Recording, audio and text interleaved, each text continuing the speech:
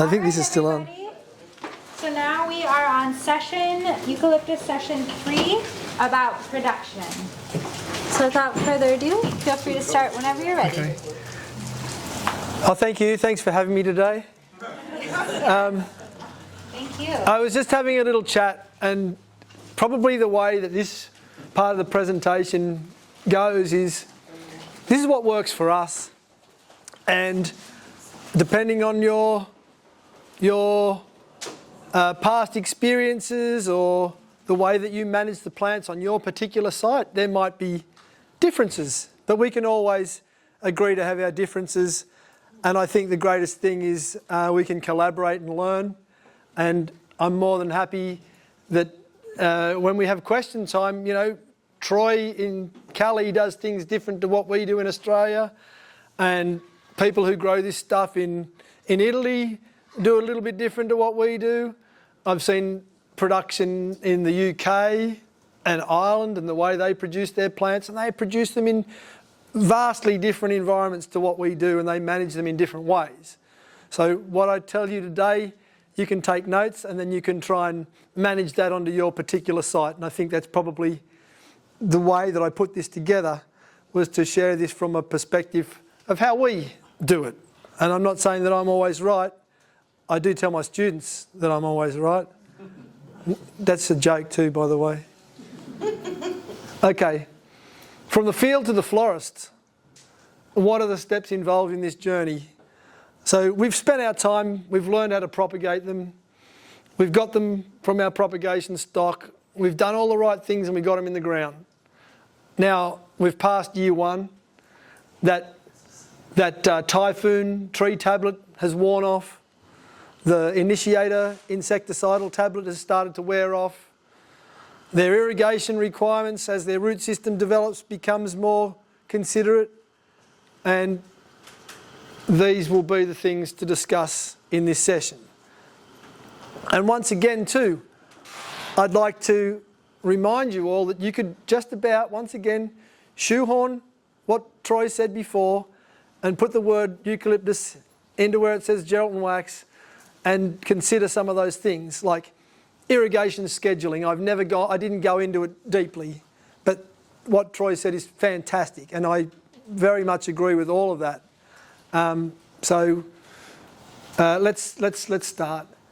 So we were having a little chat just at the break. You know, here are some options: woven weed matting, weed blocking fabric, herbicides and mulching. Which one's the best for you? It's what you can get your hands on. And this is now post-plant. They're in the ground and we're looking to the future. So you're going to see some images used again. This I talked about at the establishment was possibly difficult because this is going to get hot. Its roots are going to be working under that hot zone, and this dripper doesn't line up. But when these get larger, we must take into account where the root systems of these plants are living. And so again, one of my teaching prompts is to get you to visualise where these roots are actually sitting, well outside the drip zone. And if that's the case, well, therefore, perhaps a repositioning of this drip line further away. Like Troy said this morning about adding those emitters away from the trunk, so that's where they're sitting with the root line, with the root zone. And in this sort of situation, perhaps running a parallel drip line if you do use that weed woven plastic mat. This place here in southern Australia is using weed gunnel. And again, it works. You can see in parts of Australia where they're elevating the drip line above, so they're tensioning wires, posts at the end of the line, drip line sitting above the ground and sitting and bouncing down onto the zone, and that keeps it free from any blockages. So just a little bit of a further conversation, and I'm hoping that somebody from the weed gunnel is listening. I'll send them this presentation via video link, and maybe I might get some product for free. But the hydrophilic treatment lets the water go through. The weed mat allows air penetration, so it keeps the soil in that aerobic state. And we've really, again, touching on what Troy said, supporting worms, beneficial microorganisms. They're your friends. And the breathability means that you're not having this possibility of fungal growth around the collar or that crown of the plant. And if you're fertilising and you're using liquid fertilisers through your drip line, it's going and passing through. So there are a few things that I think work for us. Whereas my brother's farm, no weed control. He's chucked them in, he's set and forget, and he's basically walked away and said, you can pick as much as you like, I'm not doing anything. And that kind of works, but if you've got weeds and you're competing, even though these trees are fairly established, you've got pests and diseases and things. So I do believe that if you're going to do it, you've got to do it right, and weed control is important. We've talked on herbicides. You choose. If you're going to go down that pathway, make sure you're mindful of all the things associated with drift, resistance, environmental damage, damage to the microorganisms that you're ever so carefully building up, and the frequency of application. If you read this product, glufosinate ammonium, it says to use it only, just going off my head now, twice in a growing season. So that's 2 times in 3 months. So any more frequency than that, you're not using it according to the recommendations, potentially harming soil microorganisms. And there's nothing wrong with just using mulch. Now, do you know what that wood chip is? It's eucalyptus. So not only do we grow them for foliage, but we grow them to cut them down and send them through a big chipper. This heavy chip is expensive. We can get heavy chip from old buildings where they throw it through chippers, but then we've got the problem that reared its ugly, ugly head in Australia not even 2 years ago was when they were demolishing houses and throwing them all through these chippers. There was residual asbestos from the building materials left behind, and it went into children's playgrounds, and then it just meant that the pure wood chip went from a manageable price to a ridiculous price. And so if the people are working under the power lines in our district, and as I said, there's a eucalyptus on every street corner, and they're working through and they're chipping the trees, give them a carton of beer and tell them to drop all the chippings at the end of the day at your place, and you can get it for nothing. Anyway, if you're using heavy chip, it's way better. The course of the chip is better for water infiltration. If you're using finer texture mulch, we use it less thick. So about 100 on that. And that heavy chip doesn't really provide much organic breakdown because it takes a lot longer, whereas the chip that comes from twigs and branches and leaves is a finer grade and it breaks down quicker, so your reapplication is more frequent, but that's building soil biology. And the benefits of mulch, I don't need to tell you what they are, but it's like a blanket. It's going to insulate from the really, really cold. It's going to insulate from the really, really hot. And it's going to preserve soil moisture. And if you consider that, where's mulch? Where's weed mat? Where's weed gunnel? Where's herbicide? Spot. Weeds don't even grow in this environment. So can you imagine what the soil moisture is like? Can you imagine what the soil temperatures are like? It's ridiculous. And do you think a plant's going to like growing in that environment? Probably not. Will these eventually survive? Probably yes. But have they got a tough journey ahead of them? Absolutely. And eventually, once these give you a little bit of canopy and shade, the irrigation is going to be far more effective because you've got less evaporation, but you've got then higher transpiration because the trees are getting bigger. And you can see here, eventually, they do get a marketable product, but it's tough going, and they're a long, long way from the market. And the plant's probably already moisture stressed by the time they pick it and get it anywhere to their packing shed. So, I mean, it can be done, but you've got to work with what you got. And these guys are doing what they've got, and that's doing it the tough way. How are you going to deal with pests and diseases? And look, In our country, if I'm growing a eucalyptus for foliage, like I said, every single pest and disease out of the bushland is going to come and jump in. And if I'm not an entomologist, but I know the sort of pests that come at particular times, and we can manage those. If we manage them, what are we looking at? Do we have a look at integrated pest management? We don't just pull out a big gun. The college that I teach at, I studied at, and I remember sitting on the desk listening to how to manage pests and diseases. And I go, autumn gum moth in eucalyptus, control. Spray with dimethoate at 1 ml per litre, or whatever it was, and that was always the first approach. And now it's autumn gum moth. Monitor insect population, manage what the threshold is. Hand removal, you know, if you're doing good monitoring, and you can see maybe a whole population on one leaf, and you take that away, and you fixed it. So consider these sorts of things. In our district, not just with flower production. There's a couple of people who are growing wildflowers in our district, but there's a commercial guy who's hiring out his drone. A lot of people can't afford that sort of technology yet, but if you do and use drone technology, that's a complete game changer, because you can plant your crops a lot closer, and you don't have to allow for that facilitation of row spacing for conventional spray equipment, which you'll probably have to use. And so if you are using that, then you need to use the correctly labelled product. And again, talking to your Russells and Hannahs and other entomologists will tell you what your pests and diseases are. But I showed you that label of our initiated tablets. And like I said, you can use them for establishment, and then the label further reads that use another tablet per metre of height of plant. Some suggest using another tablet per diameter at base.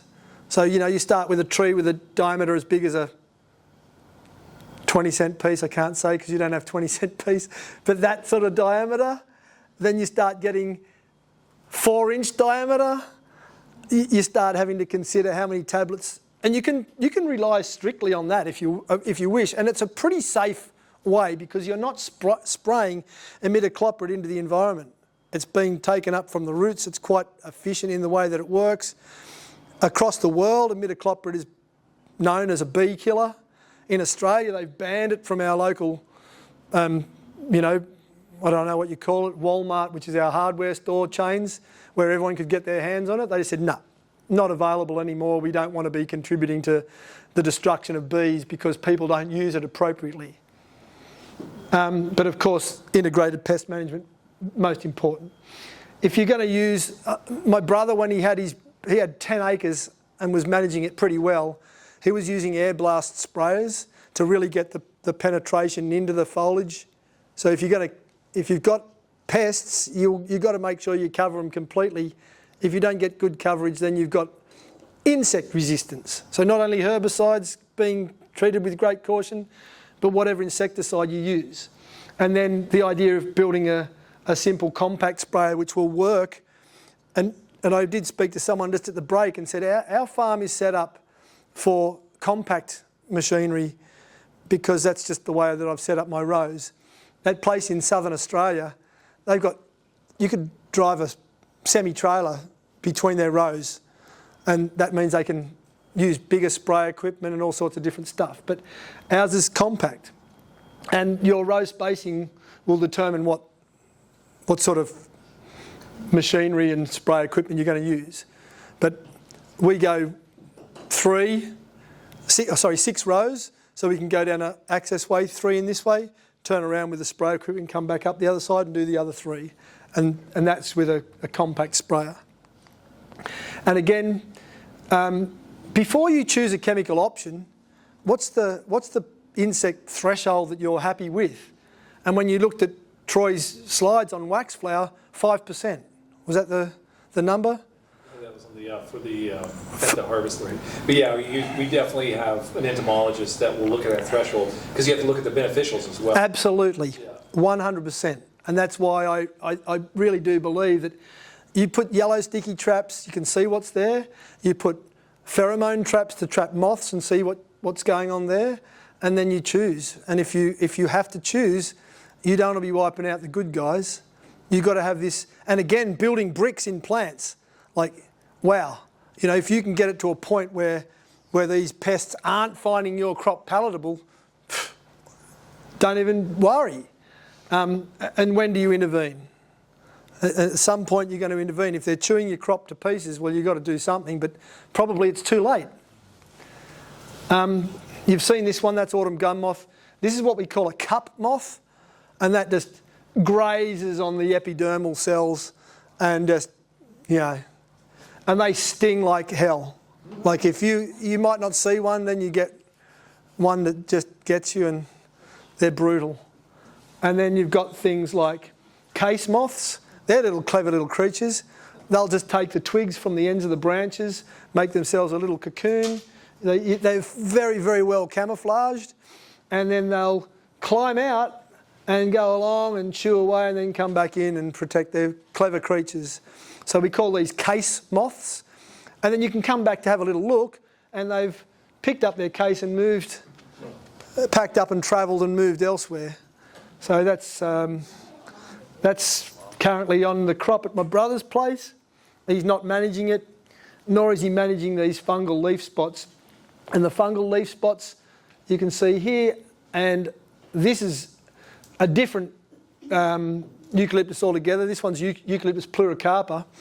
That's very, very prone to leaf spotting because it comes from a very, very dry area. It comes from extremely arid country, and any humidity in the air will destroy them. If you grow waxflower in your waxflower country, you can grow that one. That's an interesting one. It's grown for its silver capsule. I was talking to Russell, and there's a guy up the coast from us, and I visited his farm and I looked at his eucalyptus and I said, how are you harvesting right now in January when the tip at home, we're only a couple of 100 kilometres away, is super soft in the tip? Because we won't start picking until that new growth has begun to firm. He goes, oh, I've been using potassium silicate. Tell me about potassium silicate. Oh, I just spray it every once a month.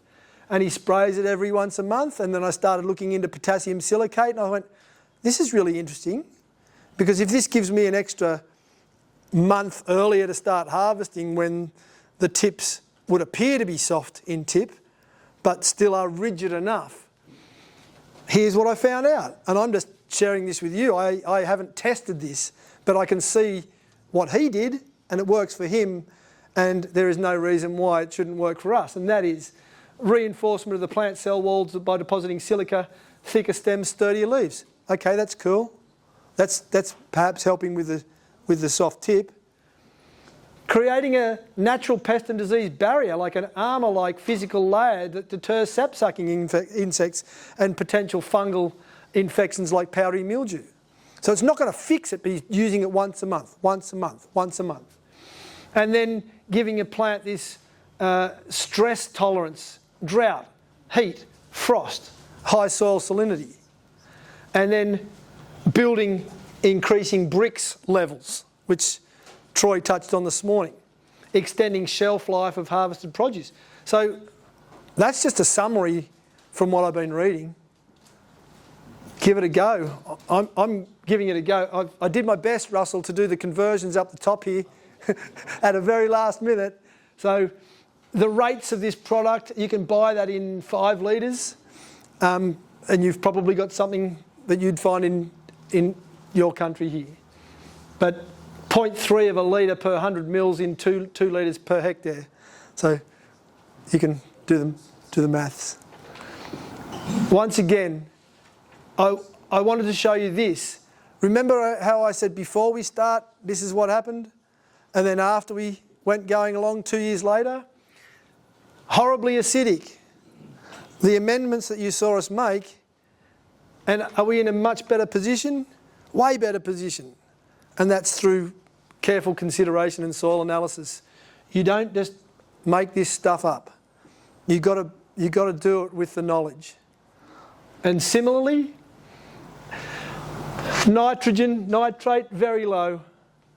Well, we've moved it a bit, we're into low. So we've still got a bit more there. But if you look at everything else, like considering that we've used calcium carbonate and magnesium calcium carbonate, lime and dolomite, where's the calcium gone? From here to now at adequate. And where's the magnesium gone? It's gone from 27 to now it's just a little bit high. So let's just look at what we're using now and just hold back on any of the products that we have that are containing magnesium. So making choices. Initial, 2 years. Do it again in another 2 years. I don't know how often Kendall farms, but the guy, I know him really well. He just goes, I'll just bring it down, we'll do it. It's about $350 for a soil and nutrient. And if you don't know how to soil test, there's plenty of information in the literature at the back in how to sample to get meaningful results.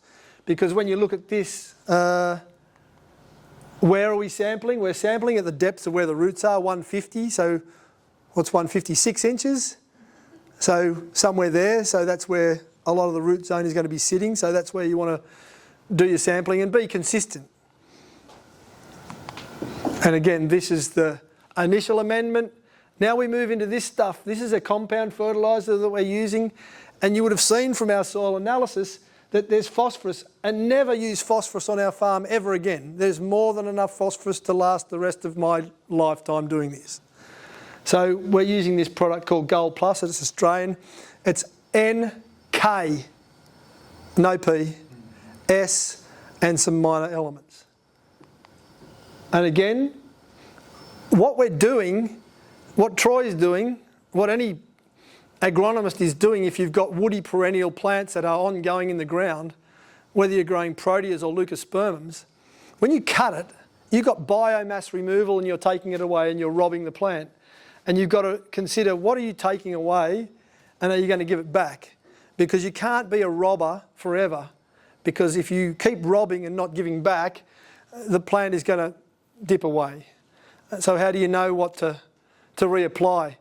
I left a book up the back called Native Australian Plants, and there's many different chapters on all sorts of different crops. And some of the chapters in that book discuss kilograms per hectare, so you'll have to do the maths, on particular crops, on how much you should put back as an estimate on what you should be removing. So with wax flower, if you're removing however many tonnes of wax flower product from that unit of area, you have to consider putting that back. So the replacement of nutrition from bulk removal, how much nutrition do you reapply? Do you do it seasonally to meet peak growing times? Do you do it annually? Do you do it through a continual feed through the irrigation line so that your plants never get hungry? And take away the guesswork, take a soil test, because you can't guess on this. Again, I love the expression, you make the unseen seen. You make decisions based on data. We've started using, we've been using this for probably about a year now. I didn't realise that I had an old floristry dosing unit stashed in the back shed. I thought, wow, I'm just going to get that out and start using it again, and we've been using this dosing unit. You can calibrate this to whatever you want. We've got it calibrated at 1 to 200. And there's many ways that you can use liquid irrigation, liquid fertigation to match requirements of the plant. So if the plant's in peak nitrogen demand, well, you can give them nitrogen through the line. If they're going to go into, high potassium needs, like our annual daisy crops and things like that, we just switch this around. There's heaps and heaps of literature that talks about a constant feed. And the Israelis have been doing it, and if you want to look at some of the articles on traditional flowers, I grow that craspedia or the yellow billy buttons, and I grew it pretty well for 1 year, and I didn't grow it so well the next year, and then I grew it better and better. And I started looking at some of their literature, and I just thought, every irrigation that they're giving is low parts per million, N and K, always as a constant feed through the irrigation line. Now, I'm not home to do that. So I bump up the parts per million and do it once a week. And the response has been incredible. Like the crop's looking amazing, and we adjust that with our daisy crops, and you might consider that to meet the demands for your leucospermums or wax flowers. But you know, with foliage production, you're growing leaves. So you should manage the other elements so that they don't show up as any deficiencies, and you can probably just apply them as a solid side dressing. But the fine tuning is really interesting, because you don't sit down at Christmas time and have a big feed and then eat at Easter. And if you're going to grow a plant, it's probably better to give it a little bit often. And the two products we're using again come from the Campbell's company, and this is their calcium nitrate. So you've got prilled calcium nitrate for production, and you've got potassium nitrate. So we make up a stock solution of these. These are really cheap. Like I was buying proprietary made Aquasol and Blossom Booster, and all I looked at is I got my students and said, let's have a little look, let's work out the cost. And you take out the cost of what you're paying for them to manufacture and give you something you can easily dose out, or do you buy the base ingredients and make it yourself? And you can. And I've got recipes for wax flower, which I can give you, which was from the Department of Primary Industries when Jonathan Lidbetter, who some of you met, was there years ago. But these are based around these two products. So if you work out what your desired, or what your concentration is in parts per million that you want to give, work out what your injector ratio gives you, work out the potassium, calcium, nitrogen availability, and then I did the calculation, Russell. And then you come out with how many ounces per gallon of your stock solution, and then you'd put that through your dosing unit. And if you want, I can give you, again, references for this for your playing around with at home. So when you're playing in the dirt, you can have a little look at some of this stuff and see whether it will work for you. And if you're just wanting to try liquid fertiliser, watch what happens with your nursery production when you just mix up something like Aquasol and give it to them once a week. And you'll see a very interesting response. And if you can keep that into the field, we've been doing this and we're seeing crazy results, better than I can imagine. I've got a young graduate student who finished their studies last year and said, can I come and, I've done all my study at college, but I feel really dumb going out into industry. Can I come and do a day of work at your farm? I said, sure. You don't need to pay me, I just want to learn. I said, sure. You can start doing this. So every time she comes on a Friday, she mixes up the dose, she practices the weight, she just checks makes sure that I do like a pharmacist. Check, yep, you can go ahead and do this, because I don't want her to ruin the crops. But the response has been very positive in our summer, when our plants are in peak nitrogen growth. I'm not going to talk too much because Troy talked about it further, but this is exactly what he's talking about this morning, that what a tensiometer shows you when plants are dry, water not available, this region, water is available, your refill points and the points when you're at field capacity. So the reservoir in the soil is full. So what I can't relate to you, because I was thinking about how I'm going to talk to you about your soils and what you have in your average annual rainfall. But if you over-irrigate, it's been explained this morning. If you under-irrigate, it's been explained this morning. Particularly with wax flower, there's going to be times when that crop is going to be very, very vulnerable in its flower set.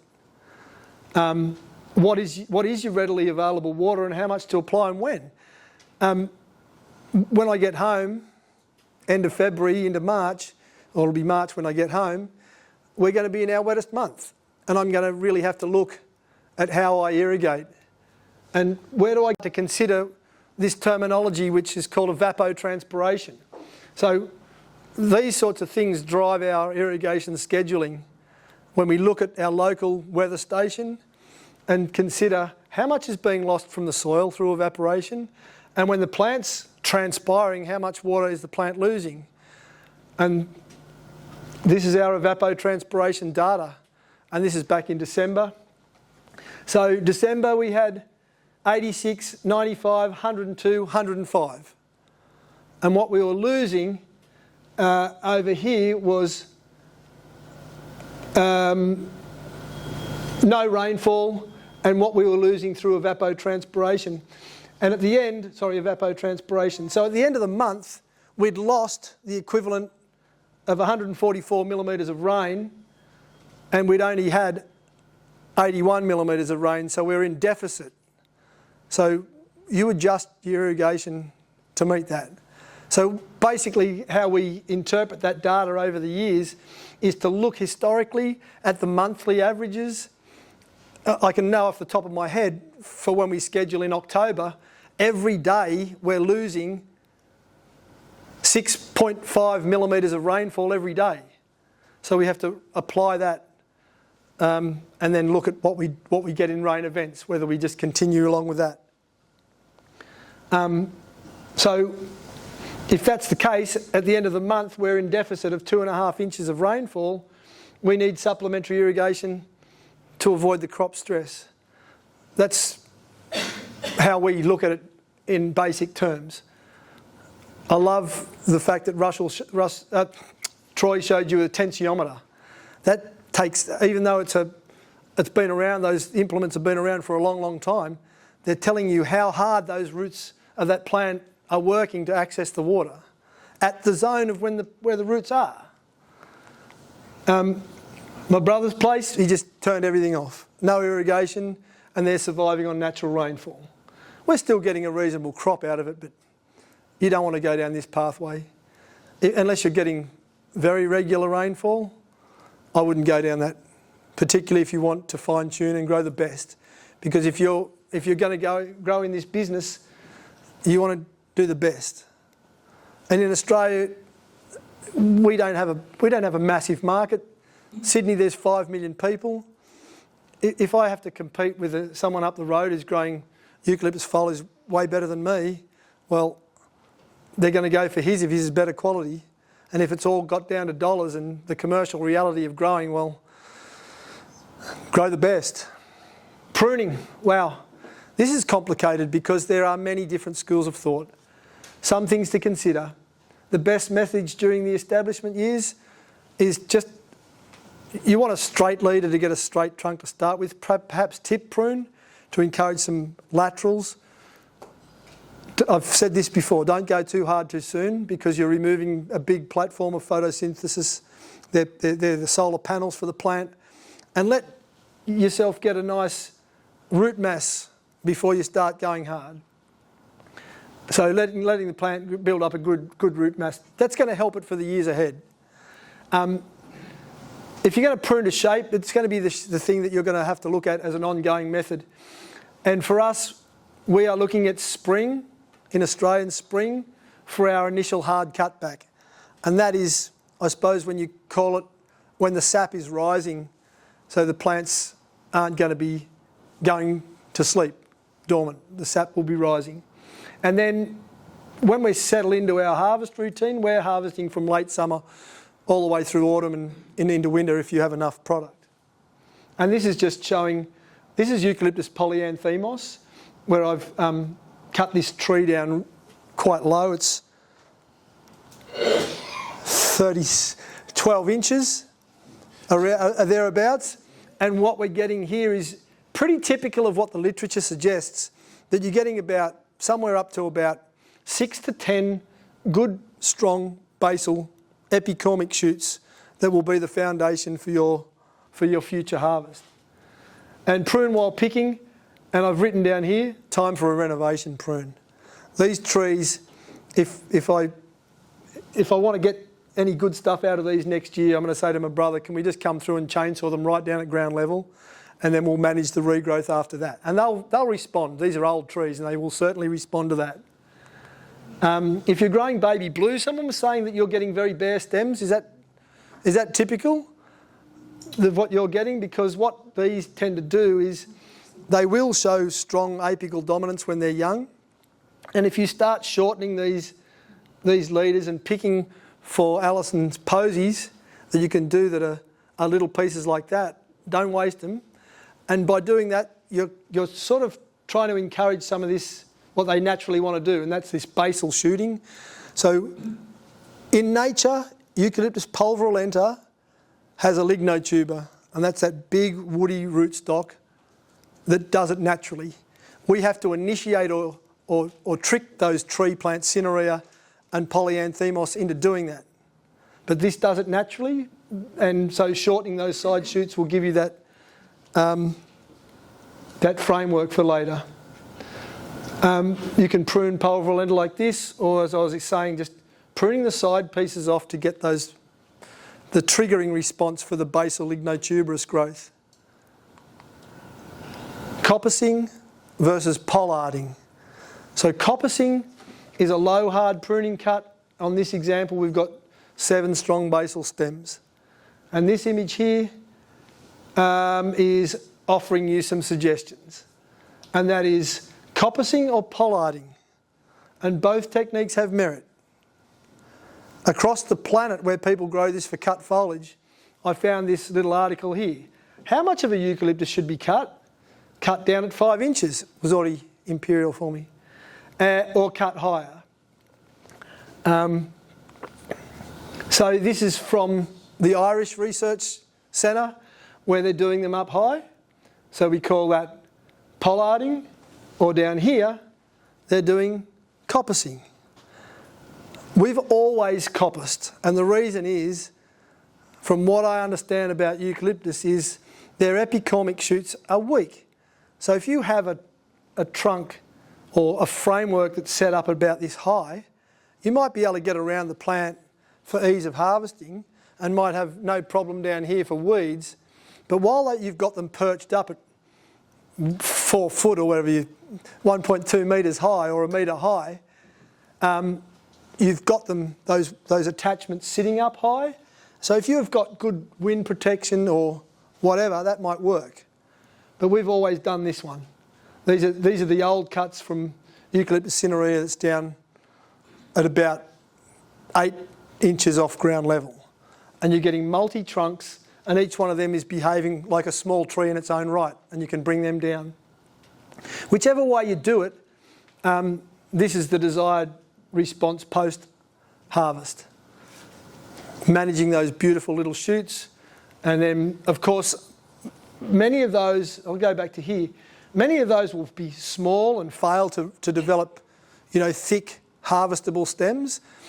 And then maybe while you're managing, you can be going through and taking them out and giving them to Alison to use in floristry while you get these nice sound pieces to go.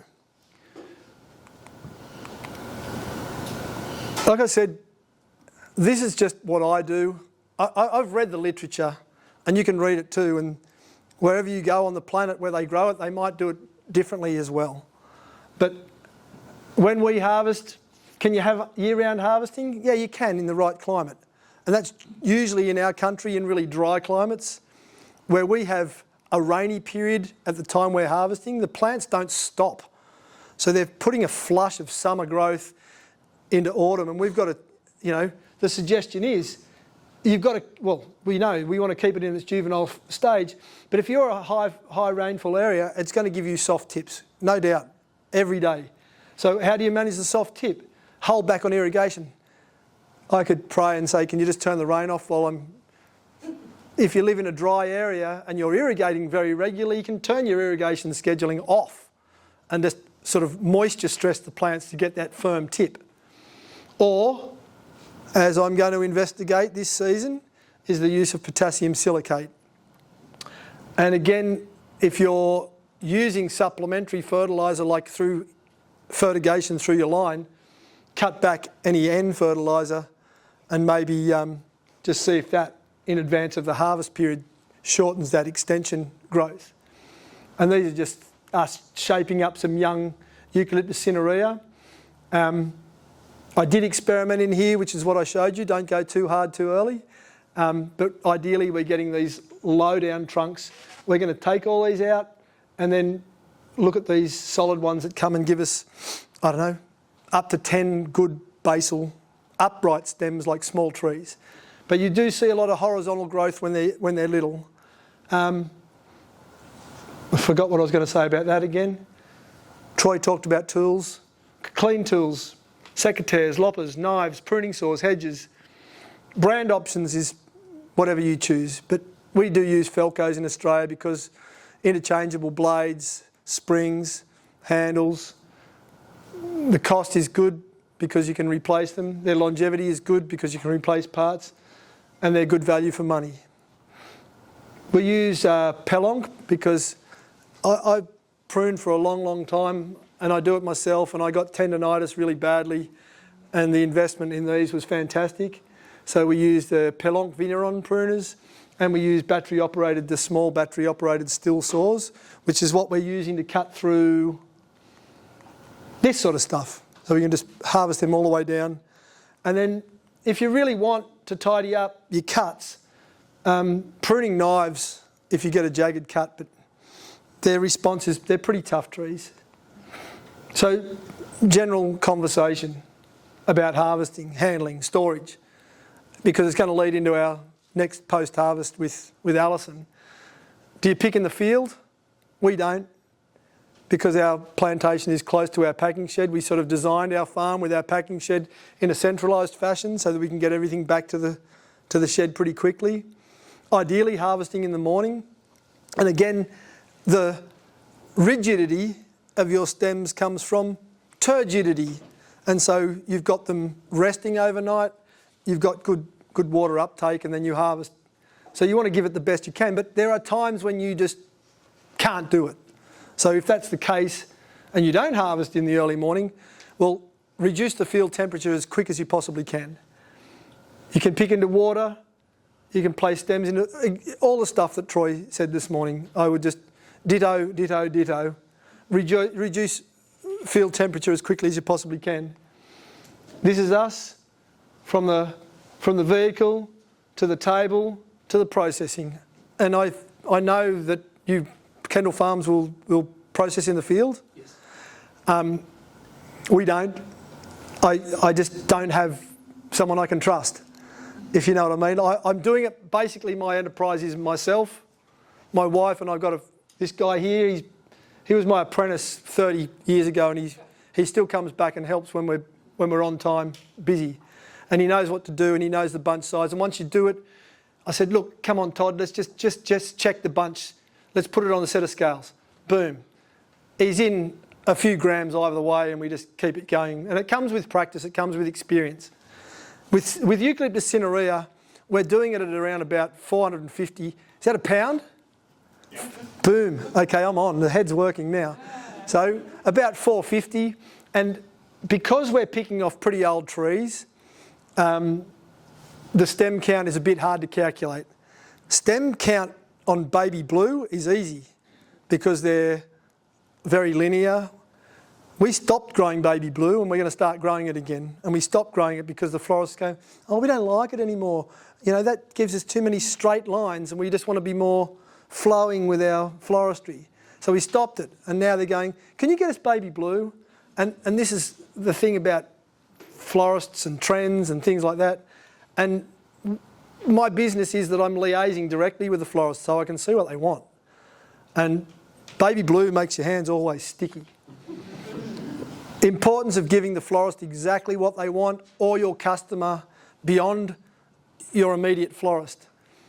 If you have standards, and you can present them in the shed if you've got other people helping. We've got to put this many stems. When we do kangaroo paws, they're easy. Count 5, and when you get the stems are starting to get short, and we've picked several times, put 10.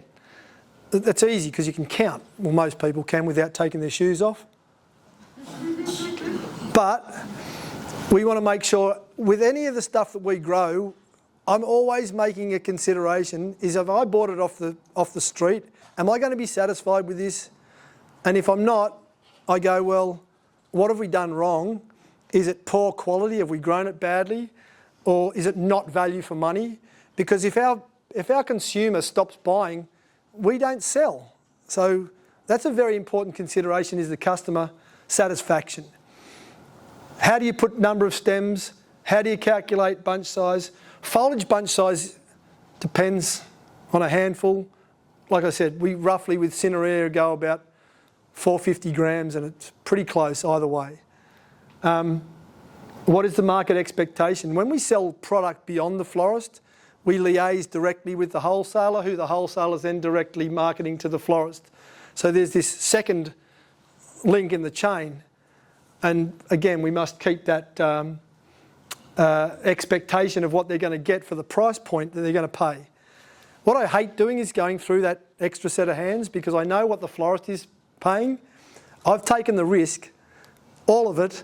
The wholesaler makes a good return, and that's just the way that we operate. I like to try and grow what I can grow and push it through as a good product directly to the end user.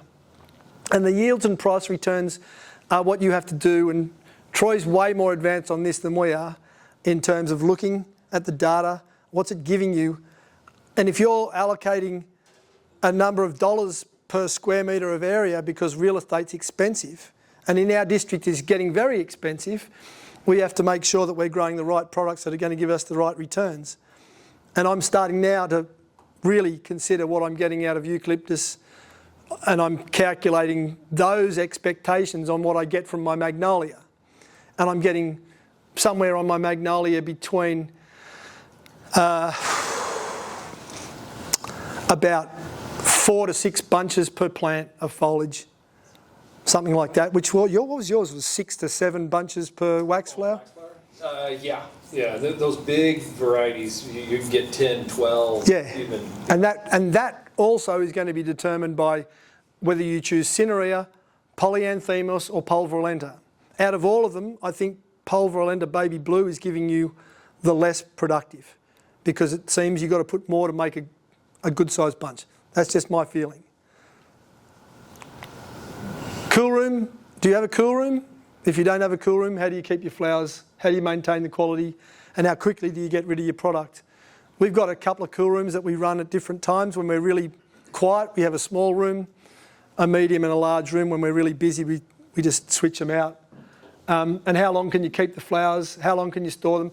I'm going to talk about this a little bit more because I'm running out of time in this session, but these are all important considerations.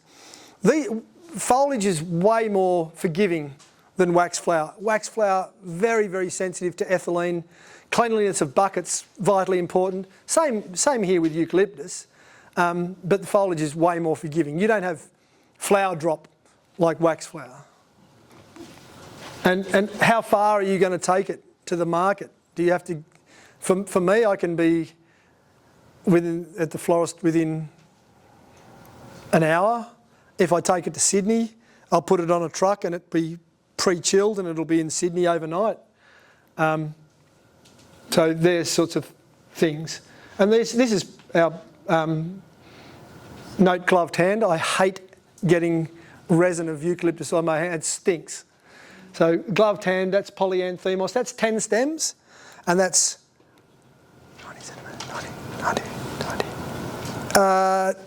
90 centimetres.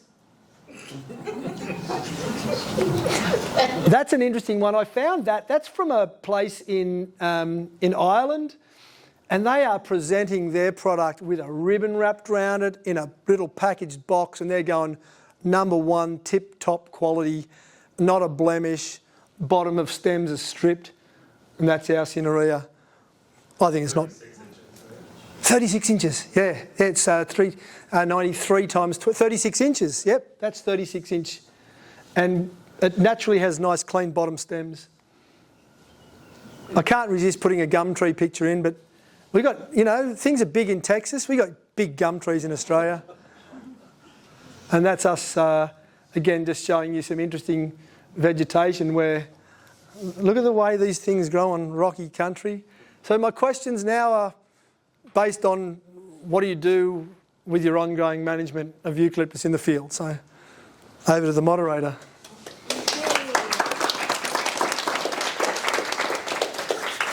Thank you so much, Jeremy. Now it's question and answer time. Any questions? Oh, he's used up all his questions already. If nobody else. Go ahead. Go right ahead. And more of a comment on the first one was on the injection. Another option, we use it almost predominantly on the farm, is the Mozzie. It's a Venturi system. Yes. Yeah, so it's Mazzei. So it's very inexpensive. The injector that you saw there, it's a pump and based on water pressure. You don't need power. They're great, but they're a lot more expensive. Yes. And the Mozzie style has its limitations, but it's very basic to set up, and so it's a cheap way. We almost exclusively fertigate and chemigate. We go through the irrigation, the drip line. It's so efficient. So anyway, it's a great way to do it, but that other option is the Mozzie. And do you have portability? So you move that to the station? Well, we set up injector and filter stations with the scale. Within the blocks? Yeah, so we have blocks, and then so we'll do several fields at a time. So we'll mix up a batch of our base is 5-10 gallons or whatever it is, and also you want to make sure your timing wise you have irrigation behind that to flush all out of your lines. Not just absolutely, yeah. No. As soon as it's done, yeah, we run any residue out. Otherwise, you're going to be getting block drippers for sure. Well, yeah, it's important too. On the baby blue, very interesting. Look in the production. I appreciate your comment about there's different ways to do the same. Yeah. And I like to take my baby blue to the third break. Oh. Between the third and fourth break. So that means coming off of that stem, that main stem. And then we go another break, and then we're coming off of there, and then it breaks again. And then that third break is about where I'm taking my final stems. And on stem clean for baby blue, for us in that market, you have stem clean, which is one single stem that's 22, 24 inches long. Or we have baby regular, what we call that. And then the baby regular has additional side shoots starting to branch off of that haven't reached full length. So that will be up on your top of your canopy. So we take that as baby regular. We usually run about 10% baby regular, 90% stem clean. And the stem clean, very interesting. You're going back to baby blue.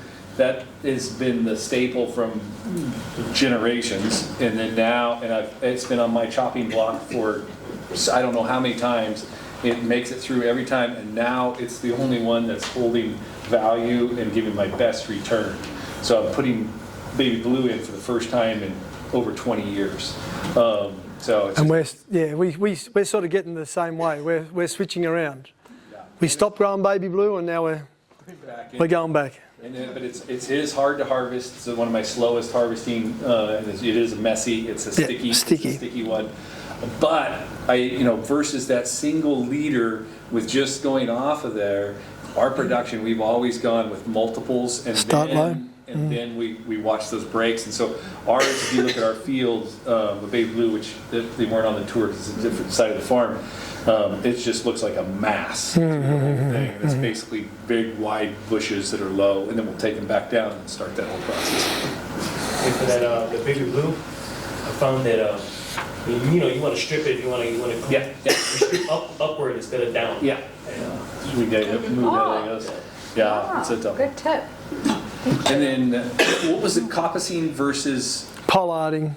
I didn't heard that term. So coppicing is encouraging low down basal shoots, whereas pollarding is a European style where a lot of street trees in Europe, like the London plane trees, are they prune to a point every year on a high branch, which means you have an elevated canopy or framework that's elevated off a solitary trunk, and you bring up that solitary trunk and then get a vase of stems from that. I don't know if you guys know crepe myrtles or things like that, but the crepe myrtle is often regularly pollarded back to like a hard knuckle, and then you get those shoots coming from that. But we tend to go low and don't pollard, but we coppice. So in the pollard for what we call silver dollar, which is Cinderea? No. Oh, polyanthemos. Polyanthemos. Yeah. Which makes more sense, by the way, because they look like big silver dollars. Yes.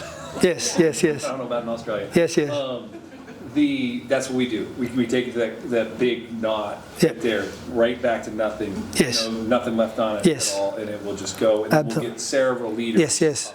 Absolutely. And then we were discussing, it's probably worth noting on the harvesting, we used to do one harvest a year on those, and we get moderate to decent yields. But then we started doing basically phased harvesting. So your oldest branches are going to be Their stems are gonna be down at the base of that plant, so they're hardened off. So we'll take those off, and then we'll work our way up the plant. So then we go mid-plant. Definitely. You have all your tender stuff on top. It's all gonna be purple, very tender, like you were talking about. Can't harvest it, it'll fail as soon as you cut it.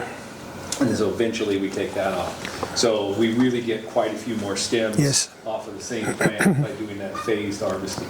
So it's all about stems of the plant. I have a question for you, Jeremy, but you go first. I have some 2-year-old baby blues, and I'm getting the bare trunk on them. There's no new growth on the side shoots. We'll have a little look tomorrow. Pardon? We'll have a little look tomorrow and see. Yeah. Yeah, that'd be great. I'm leaving 2 nodes when I cut the side stems, but there's literally no growth. They tend not to, those side pieces, I don't know, you might say different, but if you leave a little stump, they tend not to respond. They might just ingest energy further up and then maybe from basal down, but they tend not to shoot if you leave that little stump. There was a few pictures in there that showed those little short stumps you could hang your hat on, but they tend not to shoot from that. But could be corrected, I don't know. No, I think so. I think it'll go down a little harder. Yeah. I've seen that too. Question, if your goal is to grow eucalyptus to produce seed, Oh yeah. is there a specific pruning technique? Leave it alone? Leave it alone. No touch. No touch. But it becomes a giant tree. It'll become a big tree. Yeah. So Eucalyptus cinerea will be. I've got some pictures in the next bit that shows mature cinerea. They're probably 14 metres, and the tree that I collected, my polyanthemos, which is a beautiful tree outside our Australian National Art Gallery in the planted landscape, is a magnificent tree, which would have been, again, 14 or 15 metres tall, so whatever that works out in feet. Big trees, yeah. But baby blue will do it when they're little. 5 years? Yeah, You yep, don't I want to reckon. prune No. specifically. Okay, leave them alone. Any other questions before we go into our last eucalyptus session? Yes. Hello. You know, when you talked about the Sonera or the polyanthemos, when you needed to prune it to help it out, how old is that plant in the ground when you started giving it that prune? The prune, don't do it within the first year of establishment. Wait a year. Wait, get it in the second year, start shortening the laterals off the side, and then you can have a look how much diameter you've got. So I'd be doing it in the second year if you're going to start progressively stepping them down low. And then on those first cuts, that's the time that we could give to Allison. Absolutely, they'll be short pieces. They'll be short pieces. She said she'll $5 a stem. Yeah. Yeah. So, Allison has a question. Sorry, I know we're trying to go on to the next section. If you were to treat the trees differently, like, could you extend the harvest to where you are only harvesting from one section and then fertilize them differently to get a different crop, like, throughout the year? Tricky question, but we're kind of going down the pathway, the way that Troy was speaking, that you bring, like, not those older trees at my brother's place, but from the bottom up, from a well-grown tree, we're going to pick all those lovely pieces from the bottom and progressively work our way up, because the top's still tender or young in extension growth, and we get to that last. There's a couple of pictures I'll show you coming up of a tree that's probably at ceiling height, maybe a little bit bigger, and it just lends itself beautifully for all of the basal 2/3 to be harvested and leave the top, and then you can decide what to do, because sometimes if you want to clean up that tree, it might be that that's the bit you just sacrifice, because it's just going to be, you're going to have to do it, because it just, their propensity for extension growth is just strong.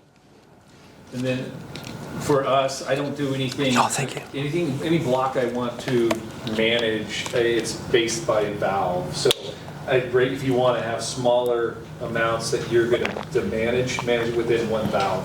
If you try to manage plants within the same block, It's too hard. So just add more valves and have smaller blocks and fields, and then keep all those on the same path. Much easier. So we're going to be looking at seeing how long we can push our liquid nutrition, and we've got 2 blocks that are identical. We're going to shut this one off and we're going to keep this one going through the winter and see how we go. Yeah. So we've got, they're little blocks. So we've got 2 sub blocks that you can do that sort of experimentation. And it's worth trying. Because if you don't have a go, you'll never ever know. Yeah, and valves aren't that expensive. No.